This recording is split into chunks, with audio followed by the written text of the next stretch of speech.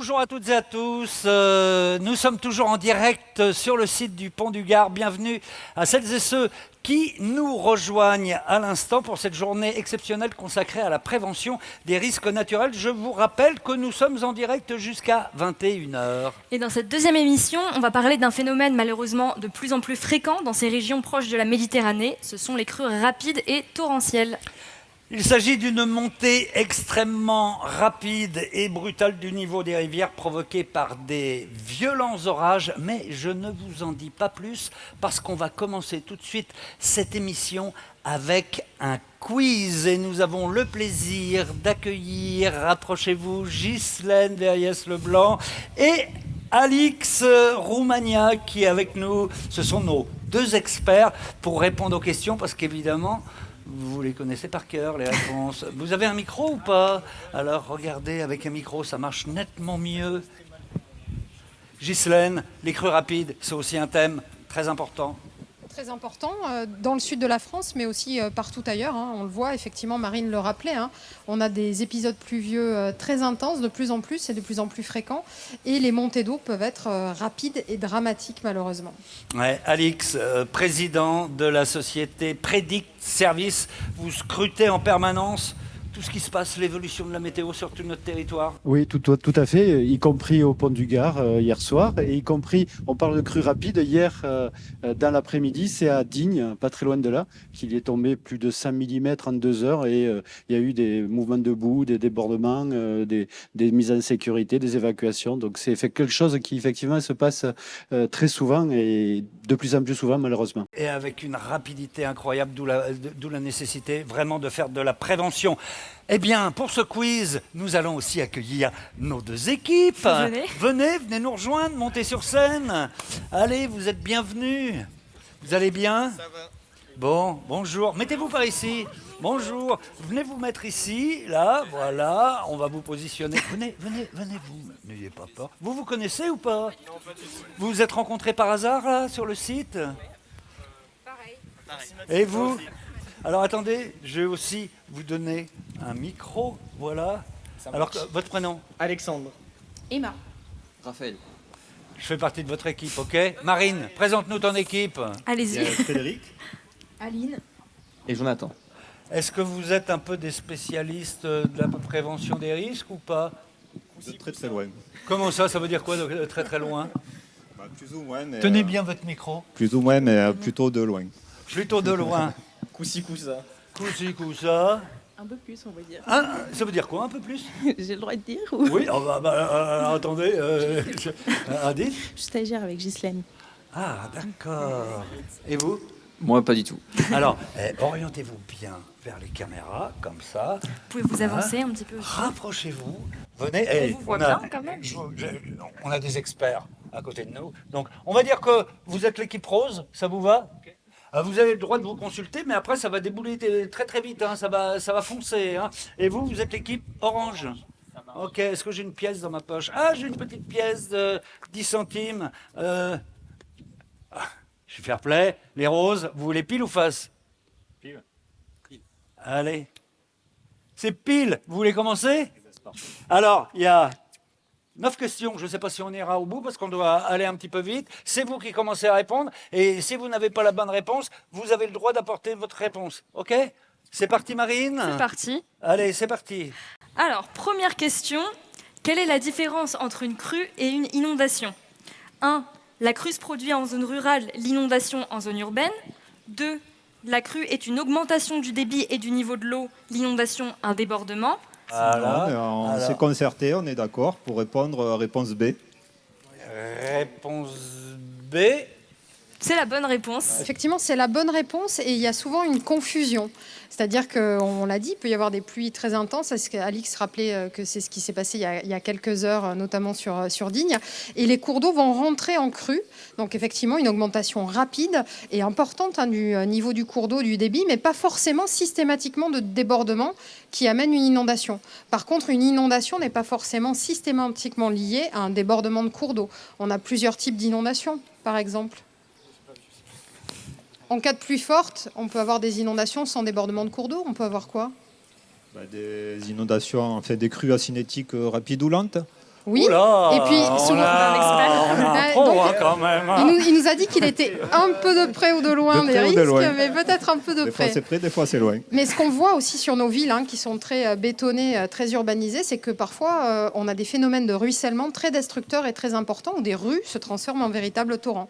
On peut avoir de la remontée de nappes, on a des inondations particulières, on en parlera peut-être ce soir avec Didier Convescure sur le risque sismique, comme le tsunami. Il peut y avoir différents types d'inondations, de la submersion marine, mais là, on était sur les cours d'eau. Bon, c'est clair? Tu veux rajouter quelque chose? Non, très clair. C'est très clair. Question 2. Question 2. C'est pour vous, les oranges. Oui, c'est à vous de commencer. Une crue centennale est une crue qui, attention, plusieurs réponses possibles. 1. A lieu tous les 100 ans. 2. Peut se produire une fois sur 100 chaque année. Ou 3. Peut arriver 2 années de suite. C'est parti pour vous, les oranges. On en a une où on est sûr. Alors, ça marche. Vous en avez une, vous êtes sûr. C'est C'est laquelle? la B La B, vous êtes Et- pour la B. et la C. Et vous dites la B et la C. Et vous, vous diriez? On aurait dit pareil, ouais. Vous auriez dit pareil. Alors, on regarde tout de suite la réponse. Eh bien, voilà, on a 2 équipes qui sont brillantes. hein. Ils sont très, très, très forts. Oui. Mais c'est vrai qu'il y a un piège, Alix, Ah. quand même. C'est On pourrait se dire, bah, c'est tous Pardon les 100 ans. bien sûr, oui, c'était le piège en fait. Et c'est dans l'esprit des gens, c'est ok. Une crue centennale, elle arrive tous les 100 ans. Et elle est arrivée l'année dernière, donc j'ai 100 ans, j'ai rien à faire. Mais non, c'est une fois sur 100 et une fois sur 100 tous les ans. Et ça peut arriver 2 années d'affilée. Et puis il faut imaginer, on cherche à gagner au loto. Ouais. On gagne une fois sur combien des millions, des centaines de millions. Et pourtant, toutes les semaines, il y a des tas de gens qui vont tenter le coup. Donc, sachez qu'une crue centennale, ça arrive plus souvent que ce qu'on gagne au loto. Mais ça peut arriver 2 années de suite. Et ça peut arriver 2 années de suite. Ouais, Voilà. quand Donc, même. Merci pour cette explication. Troisième question. Troisième C'est question. pour nos amis roses. C'est à l'équipe rose de répondre en premier. Alors, à quelle période de l'année les inondations peuvent-elles se produire dans les régions méditerranéennes? 1. Uniquement à l'automne, entre les mois de septembre et décembre. 2. Toujours en hiver avec la période de neige et de froid. Ou 3. Tout au long de l'année. Je trouve qu'il y a un piège, moi, dans cette question. Je ne sais pas pourquoi. Alors, est-ce que vous vous êtes mis d'accord, les roses? Alors, Alors on dirait plutôt C, réponse C. alors Même- vous, vous dites la C, et vous? Alors, allez-y. Pareil, là, si. Vous dites la C. On va regarder tout de suite. Eh ben Bonne bravo, réponse. bonne réponse. Félicitations. Hein. ouais, non, rien à dire, c'est du haut niveau. Ça va, on va avoir du mal à les départager. Ouais. Et malheureusement, oui, c'est la C. Et c'est vrai que historiquement, on a toujours parlé effectivement de cette période cévenole où on dit c'est plutôt à la fin de l'été, de septembre à octobre-novembre, où se passent ces événements les plus fréquents. Et ce qu'on se rend compte depuis ces années, et puis comme vous le disiez, mais nos équipes, elles suivent les inondations, et notamment les inondations cévenoles. Et là, ces dernières années, c'est toute l'année, on a plus de 140 jours de mobilisation où on suit ce qui se passe. Et en fait, l'explication, l'importance du dérèglement climatique, c'est que la mer Méditerranée joue un rôle très important dans ces événements, sa température. Et effectivement, avec l'augmentation de la température mondiale, les océans se réchauffent aussi, la Méditerranée encore plus parce que c'est une mer fermée. Et en fait, elle a des niveaux de température toute l'année qui lui permettent d'amener le carburant à ces événements. Et donc, effectivement, en 2003, on avait des crues en décembre après la canicule, et on a eu des événements très intenses en janvier, en février, en mai. Donc, c'est effectivement toute l'année qu'il faut être prudent et avoir à faire de la prévention. Toute l'année, contrairement à quelques idées reçues. Question suivante. Question 4, c'est l'équipe orange qui a la main. Qu'est-ce qu'un épisode de pluie méditerranéenne? 1. De la pluie chaude provenant du Sahara et souvent accompagnée de sable. 2. De violents orages apportant énormément de précipitations. Ou 3. Des chutes d'huile d'olive et de mozzarella. Nous, on aurait dit la B. La B, La B. de violents orages. Oui. Oui, la mozzarella. Si, si, C'est- oui, vous oui. confondez avec la mozzarella ou- Non, c'est la B. Non, la B, ouais. La B. Et vous? Bah, nous, on aurait dit pareil, ouais, Ok, la B, d'accord. réponse B. On va regarder tout de suite. Bonne réponse. Bonne réponse. Un point pour De l'équipe violents orages apportant énormément de précipitations. Ben oui, et en plus j'avais donné quelques petits indices un peu Ah, avant. un petit ça- peu, un petit peu. Donc voilà, on aura l'occasion d'en reparler plus tard, mais Oui. c'est parce que aussi, enfin j'espère que je vais pas donner des indices pour les questions suivantes, mais c'est quand même lié quand même à la température de la Méditerranée. C'est, quoi. ouais, un petit peu. Ah, c'est ça. Complètement. D'accord. Alors on passe tout de suite à la question suivante. Question 5. En cas de vigilance météo orange ou rouge sur le département, où puis-je me renseigner sur le phénomène et sur les bons comportements adoptés? Attention, plusieurs réponses possibles. 1. En appelant les pompiers ou la gendarmerie. 2. Sur le site de Météo France en consultant notamment le bulletin associé à la vigilance. 3. Via les médias officiels, radio, réseaux sociaux des préfectures. 4. En se rendant à la mairie. Alors c'est à nos amis Rose de répondre en premier. Ouais. Alors, je pense que si voilà, on a une réponse à donner au sûr, c'est B et C. B, site de Météo France, D'accord. et la C. Et la C. Et les oranges, vous d'accord. aurez répondu quoi? La mairie, non, les médias. Les médias, c'est ça. Les médias. Qui Ok. diffusent les Et bons vous comportements. diriez quoi? Bah, la même chose. Oui, on peut pas sortir, donc on va pas se rendre en mairie. Et on D'accord. va surcharger les pompiers. Ok. Ah, vous ne voulez pas. Ah, ça c'est une bonne réflexion. Ça marche. Alors on regarde tout de suite la réponse. Eh oui, B et C. Eh. Bon, qu'est-ce qu'on peut dire? Non, mais là, c'est vrai que ce qui était important, alors c'est déjà de ne pas confondre la vigilance et l'alerte. Hein. Sur la vigilance, on est bien sur de la prévision. On nous annonce peut-être un danger à venir. On n'est pas sur une alerte où on attend de nous des consignes immédiates. Mais par contre, c'est un signal qu'on doit prendre au sérieux, notamment sur les vigilances orange et rouge. On sait que souvent, derrière, il y a des dégâts, il y a potentiellement des victimes. Et donc, il faut se renseigner, même si c'est au niveau du département, suivre l'évolution. Donc, il y a les systèmes institutionnels de Météo France. On a aussi Vigicru qui maintenant a une application citoyenne. Donc on se renseigne. Et Mal disait, on ne surcharge pas par contre les numéros d'urgence, hein, que ce soit avant ou pendant une crise, parce qu'ils sont focalisés sur les vrais dangers et pour sauver des vies. Et donc tout encombrement peut être nuisible au bon fonctionnement des secours. Très bien. Question suivante 6.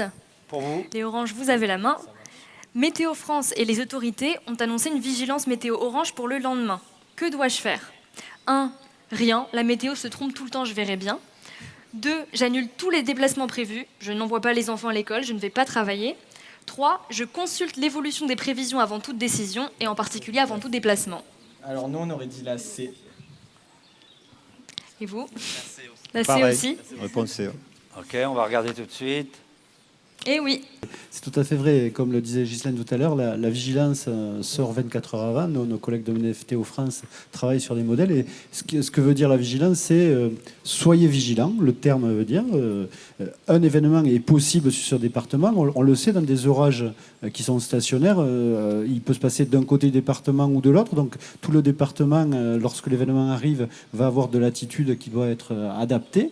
Mais il faut suivre la situation. Et donc suivre la situation avant de prendre une décision, c'est écouter la radio, écouter les médias. J'ai vu qu'il y avait France Bleu qui était sur le site. Ils donnent souvent ce type d'informations.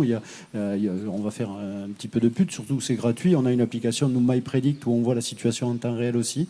Donc ça, c'est une application qui peut se télécharger sur les smartphones. C'est toutes ces bonnes attitudes, s'informer et après prendre de bonnes attitudes lorsque l'événement arrive pour Mais on adapter la situation. on n'est pas obligé d'annuler automatiquement tous ces déplacements. Non, sur la prévision, on adapte. Hein. On n'annule pas tout le vigilance orange Surveille. du jour au lendemain. C'est ce que Voilà. disait Ghislaine tout à l'heure, la différence entre les deux. Allez, on me dit en régie qu'on a le temps que pour une question. On devait en avoir 9, Une on en dernière aura 7. Mais comme ça revient au même, vous aviez commencé, c'est vous qui allez commencer à répondre à la 7e et dernière question de ce quiz. C'est Alors, chaud pour vous. Hein. Question 7. Je suis au supermarché quand une inondation arrive. Le gérant m'invite à rester en sécurité dans l'établissement, mais ma voiture est garée dans le parking souterrain. 1. La voiture est trop lourde pour être emportée par les eaux, elle ne risque rien. 2. Je dois vite aller chercher mon véhicule avant que le parking ne soit complètement inondé. 3. Il est dangereux de descendre dans les sous-sols, je respecte les consignes des autorités et j'attends la fin de l'alerte. Sans aucun doute, réponse C. Il est dangereux de descendre, je respecte les consignes et j'attends la fin de l'alerte. Qu'est-ce que vous diriez, vous? Pour nous, exactement pareil, la réponse C.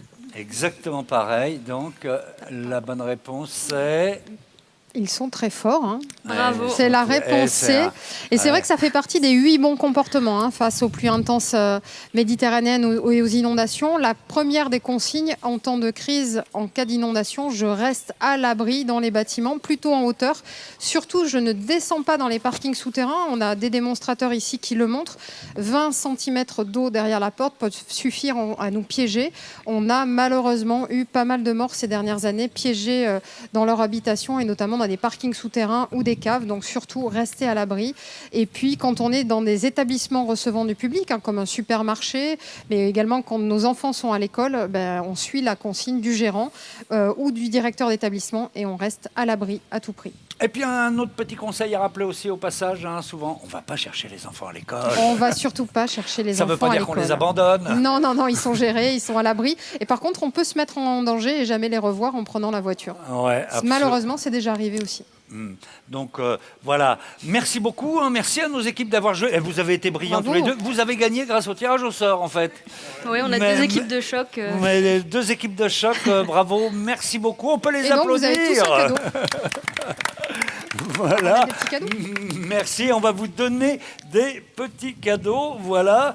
Ghislaine, on se retrouve pour l'émission en fin d'après-midi. Allez, Alix, à tout à l'heure.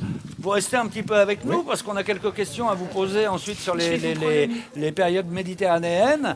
Merci d'avoir été avec nous. Et tout de suite, nous allons retrouver Lorraine, puisque Ghislaine, qui est juste devant les caméras, nous en a parlé tout à l'heure. C'est incroyable comme l'eau peut avoir énormément de force. On va vous en faire la démonstration tout de suite avec Lorraine et avec Jean. Oui, je suis avec Lucille sur un simulateur de l'AFP-CNT. Alors, Lucille, où est-ce qu'on est? Qu'est-ce qu'il faut imaginer là?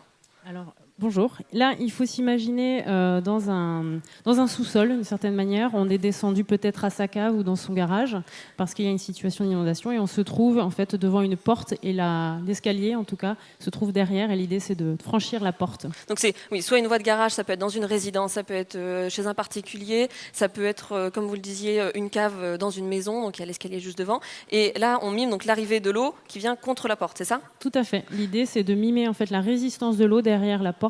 Et de se rendre compte de sa force. Il y a vraiment des gens qui décident de descendre dans leur cave ou d'aller, descendre dans leur garage, aller prendre leur voiture en cas d'inondation? Oui, malheureusement ça arrive. Alors c'est plus un problème, on va dire, de timing pour prendre cette décision-là.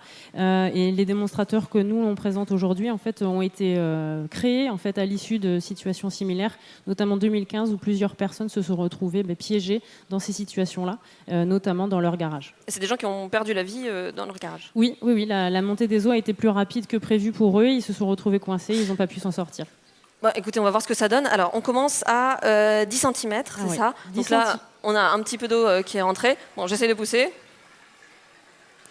Ok, ça se fait encore bien. 10 cm d'eau, c'est la cheville. Là, on va passer à 10 cm de plus. Donc là, l'inondation continue. On se retrouve à 20 cm d'eau. J'ai de l'eau donc au début du mollet. Bon, je vais essayer de pousser.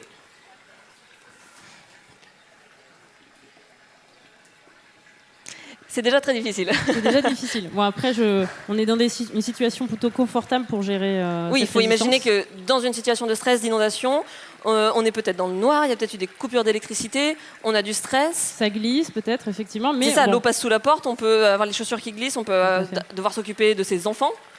Alors, parfois ça continue, malheureusement, on peut arriver jusqu'à 30 cm. Bon, vu les difficultés que j'ai eues à 20, j'imagine même pas à 30. Est-ce que vous pouvez me donner un coup de main peut-être? Bien sûr. Ok, donc seul, c'est impossible de s'en sortir. Ça devient très compliqué, il vaut mieux pas parier dessus. Ouais. Bon, 40 cm, je pense qu'on n'essaye même pas. Ça commence à ressembler à un mur d'eau. Oui. On a un mur devant soi. En combien de temps on arrive à ces situations-là? On peut se faire surprendre vraiment? Ah oui, ça peut aller très vite. Par exemple, une rupture d'embâcle peut-être derrière le jardin qui va provoquer une vague et on se fait surprendre par une montée d'eau très rapide. Et si on était là en train de surélever peut-être des affaires précieuses, on se dit, bon, il y a 10, 20, 30 cm, bon, ça passe. Mais finalement, la résistance est très importante.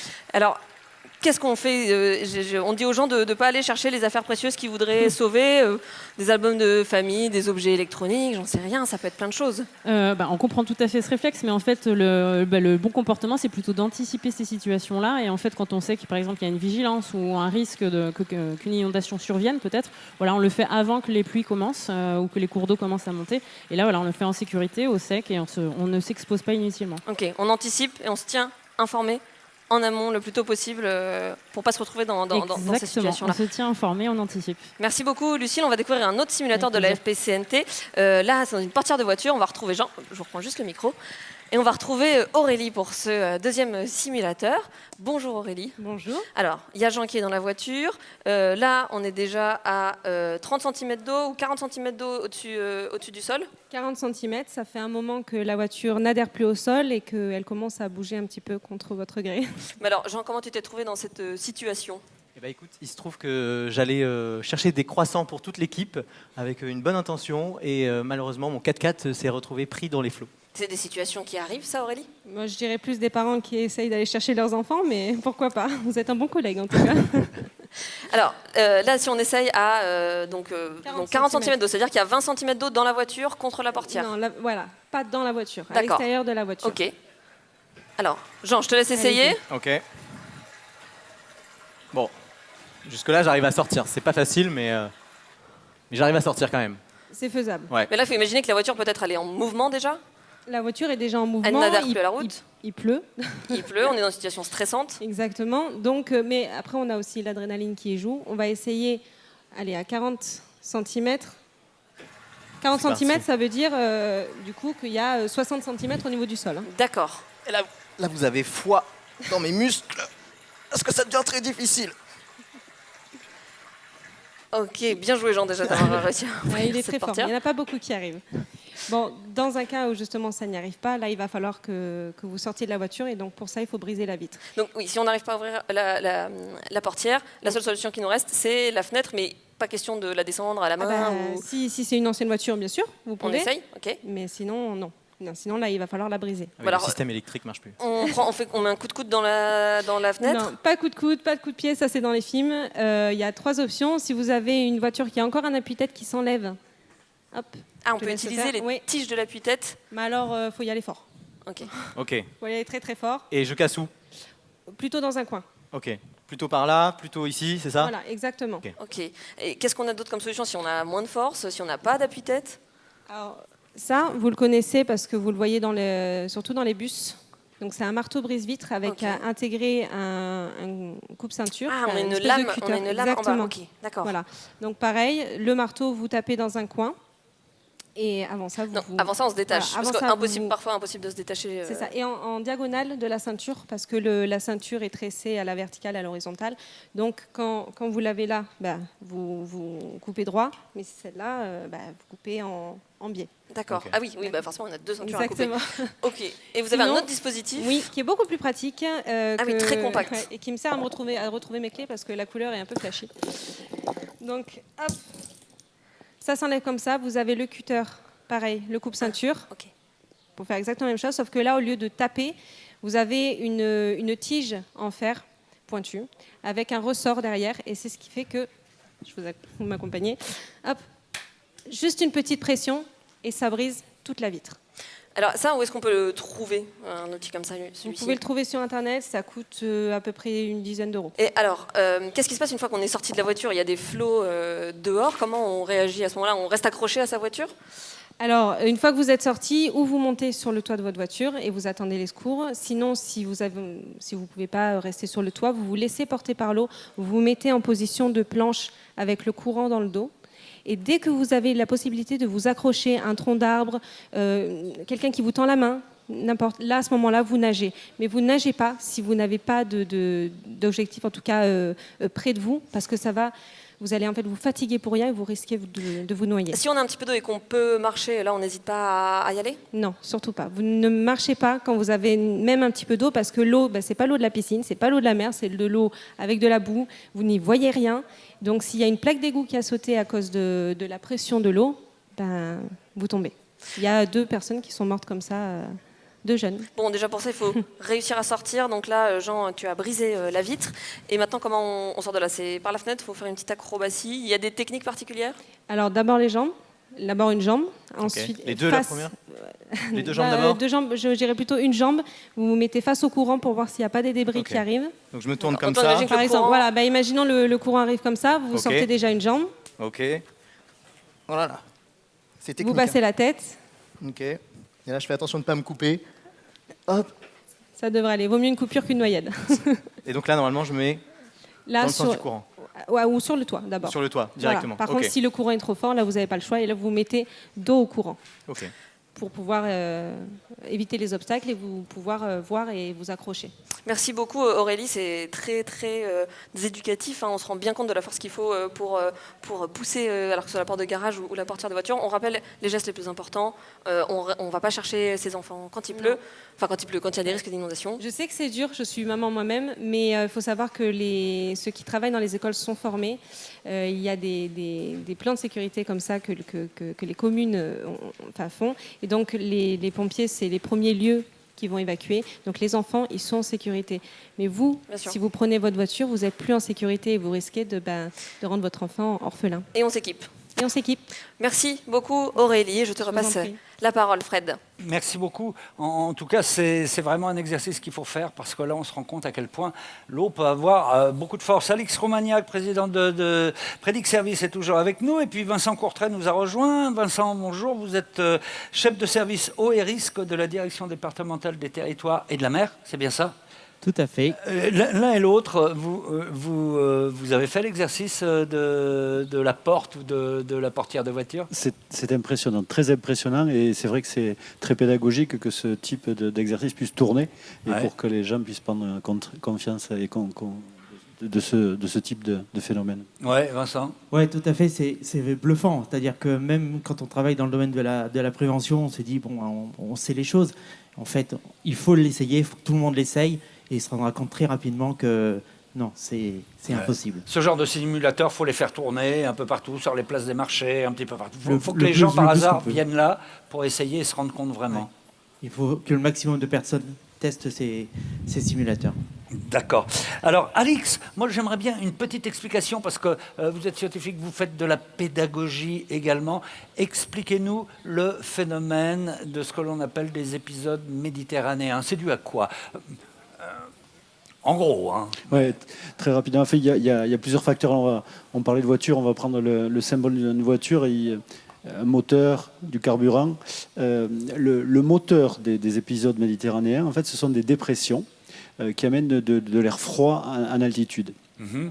Et quand ces dépressions arrivent près de la Méditerranée, on l'a évoqué rapidement tout à l'heure, on a une Méditerranée qui va se réchauffer l'été, mais pas que en ce moment, et qui produit de l'air humide en basse couche. Et ça fait le carburant de ces phénomènes.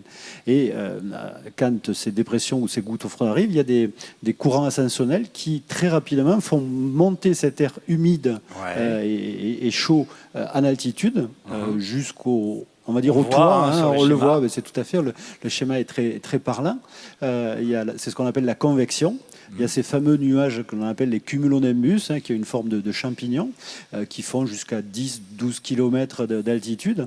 Et plus le différentiel entre la température au sol et la température sur le toit des nuages est importante, plus la vitesse est importante, et plus on va avoir des grosses gouttes, des grosses intensités, voire de la grêle ou de la grosse grêle. Et ces systèmes, après, vont se bloquer quelque part. Alors là, on est à la limite un peu de la compréhension du système. Une fois, c'est en relief. Une fois, c'est un étang qui va être très chaud, qui va faire démarrer. C'est l'étincelle qui fait démarrer le système. Et puis, il y a un blocage. Le premier très connu, c'est ce qui s'est passé à Nîmes en 88. Mais depuis, on le voit très, très, très souvent. Et ces systèmes sont bloqués et peuvent donner en précipitation 200, 300, 400 mm, c'est-à-dire 400 litres d'eau par mètre carré, qui tombe en quelques heures, 6 heures, 7 heures, 8 heures. Et donc, c'est cet abat d'eau très rapide qui va tomber, va provoquer ces crues torrentielles. C'est ce qu'on appelle les phénomènes méditerranéens. Et on peut redouter que plus la Méditerranée va rester chaude longtemps, plus il y aura d'évaporation et plus ce phénomène pourrait se renouveler. C'est ça, on sait que les rapports du GIEC, le rapport de RIAS de Météo France indiquent qu'avec le changement climatique, ces événements vont devenir à la fois plus fréquents et plus importants. Et effectivement, ce que vous évoquiez, Fred, c'est ça. Il y a 50 ans, il y a 100 ans, la Méditerranée, elle était surtout chaude à la fin d'été, entre septembre et octobre. Et donc, il y avait 2 mois par an où on se disait, là, les conditions sont vraiment très propices. Mais avec le dérèglement, on l'a dit, la planète se réchauffe, les océans se réchauffent, et la Méditerranée est une mer fermée. Donc, elle se réchauffe plus vite que les autres mers des océans. Et en ce moment, par exemple, on parle beaucoup de canicules marines. On sait que le golfe de Gascogne, le golfe de Lyon, c'est ce qui s'est passé l'été dernier, où on avait des températures très très importantes. Il y a eu l'orage en Corse le 18 août qui provenait de cette aussi violence. Et donc, plus la Méditerranée est chaude, plus la période est grande, et donc on va avoir des phénomènes qui sont plus fréquents et plus intenses. On sait que ce phénomène existe, par contre, on ne sait pas précisément quand il va se produire. Est-ce qu'on a un moyen de prédire où vont frapper les orages ? Alors, Météo France développe des modèles. Alors, il y a des modèles, les modèles météo tournent sur l'ensemble du globe. Puis, il y a des modèles qui font ce qu'on appelle de la descente d'échelle pour savoir de manière un peu plus précise. Mais c'est ça toute la difficulté avec l'orage, c'est qu'on a des signaux, mais on n'est pas certain que l'orage va se bloquer demain sur le pont du Gard ou à 40 km de là. Et donc, c'est là où on utilise, on en parlera tout à l'heure, l'observation, notamment les images radars, les images d'impact de foudre, on sait que ça peut arriver. Et on va détecter le moment de démarrage. Et là, après, il faut aller très très vite dans les conclusions derrière cette période. Vincent, le département du Gard est particulièrement vulnérable. En fait, on peut rappeler quelques grands épisodes. Oui, il est particulièrement vulnérable. Les crues sont en général bien documentées. Et on sait que depuis le milieu du XIIe siècle, donc ça fait à peu près 800 ans, on a repéré 500 crues dans le Gard. D'accord. Et donc, je ne vais pas vous parler des 500 crues. Je peux vous parler d'octobre 88. Octobre 88, c'est marquant dans le Gard. Ça a touché Nîmes. C'était très localisé. Mais même tellement localisé qu'on a eu des grandes différences de précipitations entre le nord de Nîmes et le sud de Nîmes. 400 mm au nord, 100 mm au sud. Ça a fait des volumes d'eau considérables. On a estimé que le volume d'eau qui avait traversé la zone urbaine, c'était 14 millions de mètres cubes. Et 14 millions de mètres cubes, ça représente plus de 5000 piscines olympiques. C'est phénoménal. Ça, c'était Nîmes 88. Ça, c'est Nîmes 88. Des hauteurs d'eau à 3 mètres ou à 2 mètres sur le boulevard ferroviaire. D'accord. Là, sur les images qu'on voit, alors là, c'est plus Nîmes 88, c'est 2002 ici. Alors 2002, également une très grande date dans le département qui fait référence maintenant, qui a touché, elle, l'ensemble du département quasiment. On a eu la plus grande précipitation, c'est 680 mm, un petit peu au nord d'ici. Mais sinon, on a eu 400 mm de pluie sur à peu près 1800 km². Ça fait un tiers du département du Gard. Et là, on voit le pont du Gard. Voilà, donc qui était concerné, on l'a dit tout à l'heure, près de 7000 m3 par seconde. Ouais. Là, aujourd'hui, on doit être à peu près à 2-3 m3 par seconde. Ouais. Donc, ça vous donne une idée de la différence. Là, le plateau, il était dans l'eau. Là où nous sommes, nous étions dans l'eau. On était dans l'eau. On a un repère de crue qui est là-bas et qui le montre bien. Donc, des victimes. 22 morts en 2002, 1300 élitroyages, des sinistrés. C'est un phénomène de crise qui est considérable. Donc 2002, après, il y en a eu d'autres aussi Alors après, il y a eu d'autres. Il y a des crues moins importantes que celles de 2002, mais récemment, on en a eu en 2021, en 2020, 2018. C'est des phénomènes qui se produisent finalement relativement fréquemment. Ouais, et puis on peut s'attendre à d'autres, comme on le disait tout à l'heure. Donc, quelles sont les actions qui peuvent être mises en œuvre, notamment par vos services ? Alors, la finalité, c'est évidemment, c'est évident, c'est réduire le nombre de victimes et puis réduire le coût des dommages. Et donc, pour ça, on a coutume de dire qu'on utilise un panel de solutions, c'est les 7 piliers de la prévention. Et les 7 piliers, comme il y a des piliers sur le pont du Gard juste derrière, on a des piliers. Il y a le pilier de la connaissance, il y a le pilier de la surveillance, hein. Donc il y a des sites qui ont été mis en place, Vigicru notamment, qui permet de vérifier la hauteur d'eau. On a la culture du risque. Ce qu'on fait aujourd'hui, ça participe à cette culture du risque, à ce que chacun puisse savoir à quoi il est soumis. On a la maîtrise de l'urbanisation. Et là, pour ça, on fait des plans de prévention des risques. Vous savez, c'est des documents qui contraignent l'urbanisme, qui interdisent de construire dans les zones les plus dangereuses ou qui donnent des contraintes dans les zones inondables un peu moins dangereuses. Il y a aussi des travaux. On peut faire des travaux, évidemment. On peut faire des digues, on peut faire des barrages. On peut faire réduire la vulnérabilité des maisons qui existent en mettant des bâtards d'eau. On peut aussi racheter des maisons qui sont dans des situations de menaces graves tellement importantes qu'il faut délocaliser ces gens-là. Et puis après, il y a la gestion de crise. Se préparer à la gestion de crise, les plans communaux de sauvegarde, ça a été évoqué. Se préparer, savoir quels sont les bons réflexes à avoir et les retours d'expérience. J'ai cité les 7 piliers. Oui, d'accord. Après, faut les réaliser. Il faut les mettre en œuvre. Tout en même temps, c'est quoi les priorités? Il faut travailler sur tous les piliers en même temps. On le fait dans le cadre de programmes qu'on appelle des PAPI, programmes d'action de prévention des inondations. Ouais. Donc ces PAPI dans le Gard, tout le département est couvert. On a déjà dépensé 250 millions d'euros pour ça. Et il y a 250 millions d'autres euros qui sont dans les PAPI qui sont programmés. Alors, on a l'impression que c'est des sommes énormes, mais rappelez-vous, en 2002, lorsqu'il y a eu les inondations, en 24 heures, 1 milliard d'euros de dégâts. Oui, oui. Mais on a l'impression comme ça qu'on oublie toujours que finalement réparer, ça coûte plus cher que prévenir. À la prévention, 1 euro dépensé en prévention, c'est au moins 8 à 10 euros économisés en réparation. C'est énorme. Là, on évoquait la question de l'échelle départementale. Est-ce que vous vous coordonnez aussi au niveau régional pour ces questions-là? Alors, on travaille bien sûr avec l'ensemble des autres départements. Là, notre organisation, on va dire administrative, elle est faite de manière départementale. Donc, on gère les affaires de manière départementale. Mais bien sûr, on fonctionne en réseau, à la fois avec les autres départements de la région, avec les régions voisines et avec le niveau national, pour avoir une cohérence d'ensemble et de politique.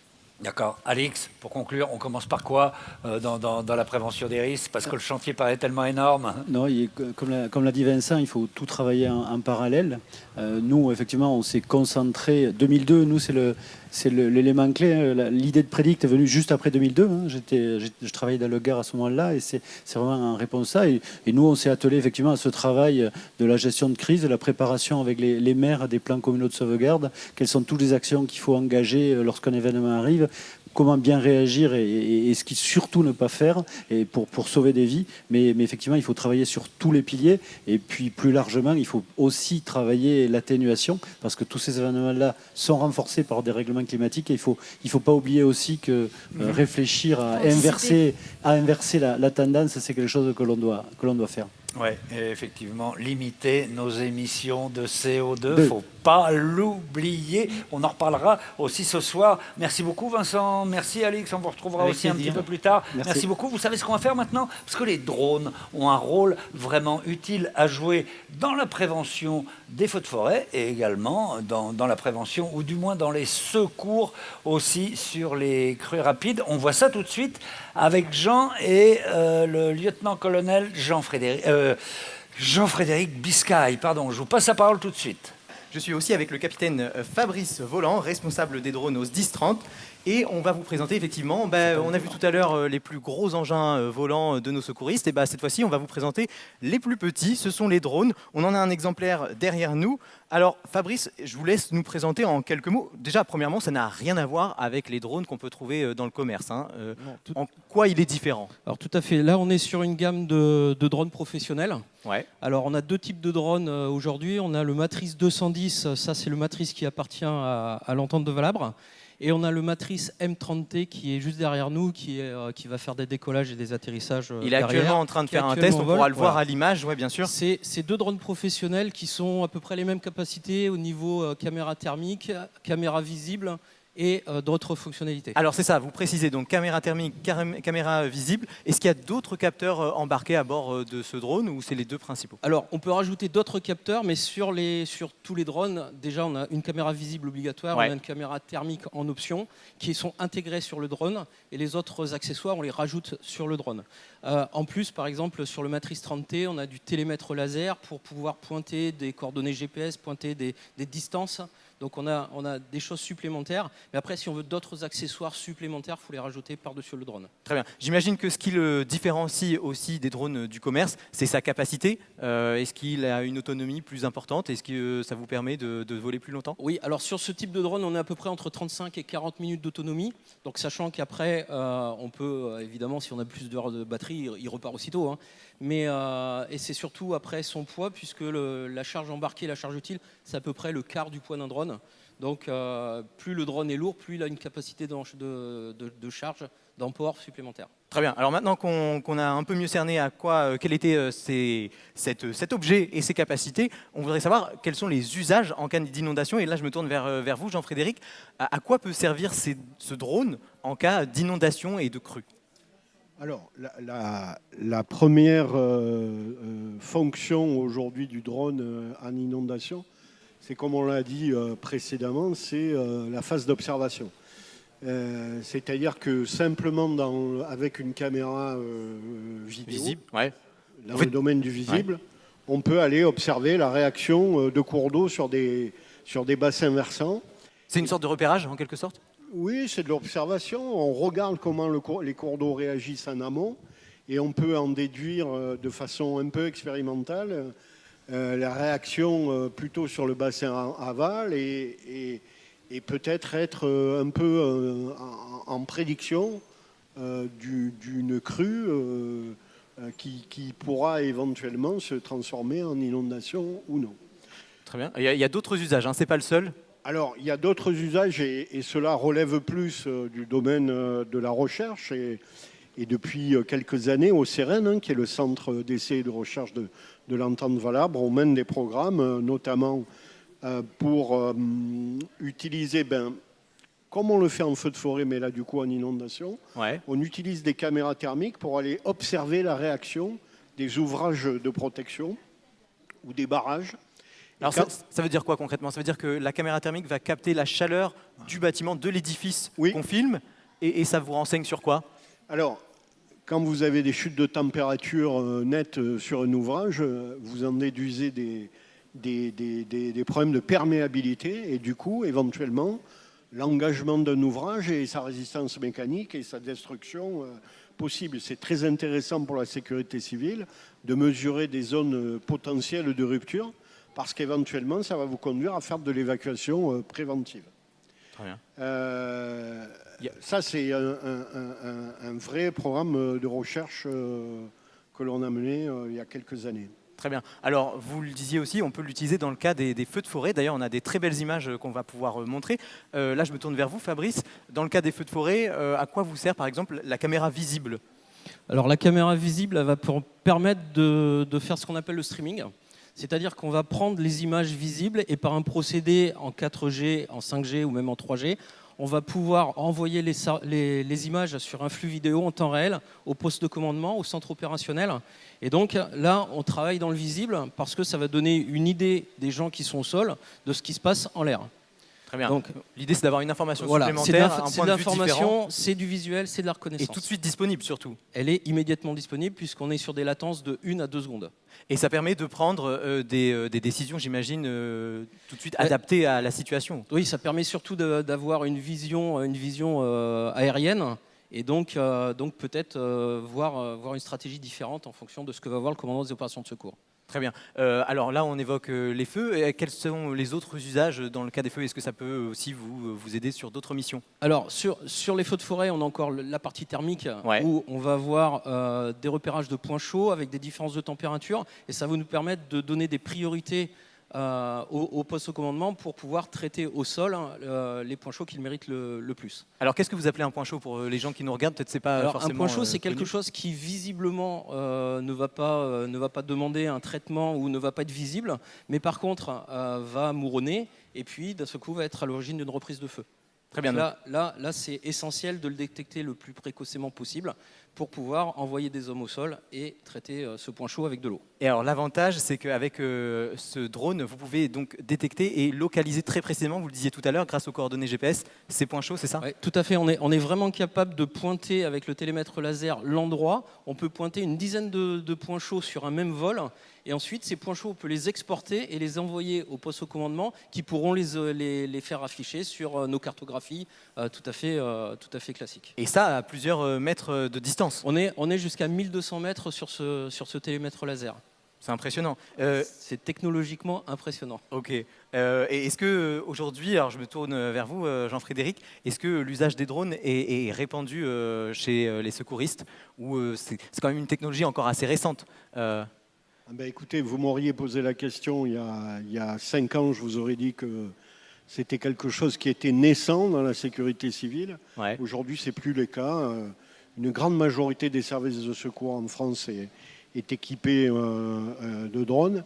Donc aujourd'hui, c'est presque devenu quotidien dans les services départementaux d'incendie et de secours, mais aussi des formations militaires de la sécurité civile. Il y a juste les technologies d'emploi qui vont évoluer petit à petit pour avoir le plus de capteurs possible et le plus d'applications possibles. Ça va s'enrichir au fur et à mesure. Il Absolument. en a sous le pied ce drone. Très bien. Bon bah écoutez, merci à tous les deux d'avoir donné ce nouveau regard sur les secours. Et on retrouve Fred et Marine dans le plateau.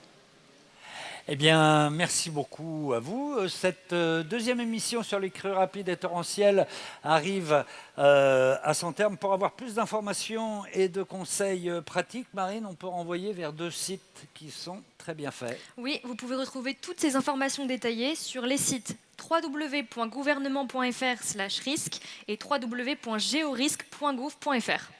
Très bien, on se retrouve dans une dizaine de minutes pour notre 3e émission qui sera consacrée au tremblement de terre. À tout de suite.